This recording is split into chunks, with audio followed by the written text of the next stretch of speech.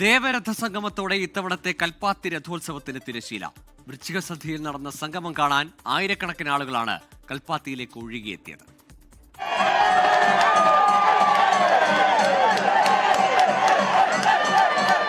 അഗ്രഹാരവീഥികളെ ധന്യമാക്കി ഇന്ന് 2 തേരുകളാണ് പ്രദർശനത്തിനിറങ്ങിയത്.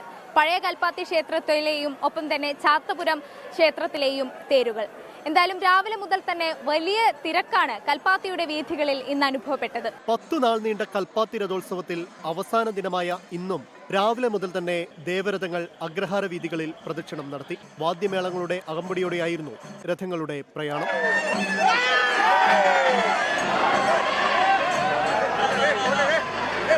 വൈകിട്ടോടെ വിശാലാക്ഷി സമേത വിശ്വനാഥ സ്വാമിയും വള്ളി ദേവാനി സമേത സുബ്രഹ്മണ്യ സ്വാമിയും ഗണപതിയും പഴയ കൽപ്പാത്തി ലക്ഷ്മിനാരായണ പെരുമാളും ചാത്തപുരം പ്രസന്ന മഹാഗണപതിയുടെയും രഥങ്ങൾ തേരുമുട്ടിയിൽ സംഗമിച്ചതോടെ പ്രശസ്തമായ ദേവരഥ സംഗമമായി.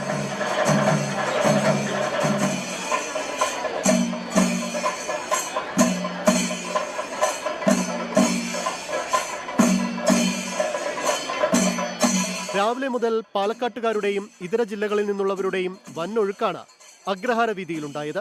കൊച്ചിയിൽ നിന്നാണ്, പെരുമ്പാവൂരിൽ നിന്നാണ് വന്നേക്കുന്നത്. നമ്മൾ രഥം വലിക്കാൻ വേണ്ടി നോക്കിയത്, പക്ഷേ ഒരു രക്ഷയില്ല, ഭയങ്കര തിരക്കാണ്. എല്ലാ വർഷം വരാറുണ്ട്. തിരൂരിൽ നിന്ന് ഇപ്പോൾ ഇന്ന് ഭഗവാനെ കാണാനായിട്ട് വന്നതാണ്.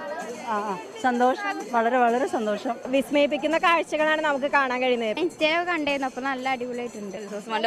നല്ല എക്സ്പീരിയൻസ്. ജീവിതത്തിൽ ഒരിക്കലെങ്കിലും കാണാൻ വേണ്ടിയിട്ട് ലോകത്തിലുള്ള എല്ലാ ജനങ്ങളും കൊതിക്കുന്ന ഒരു രഥോത്സവമാണ് കൽപ്പാത്തി രഥോത്സവം.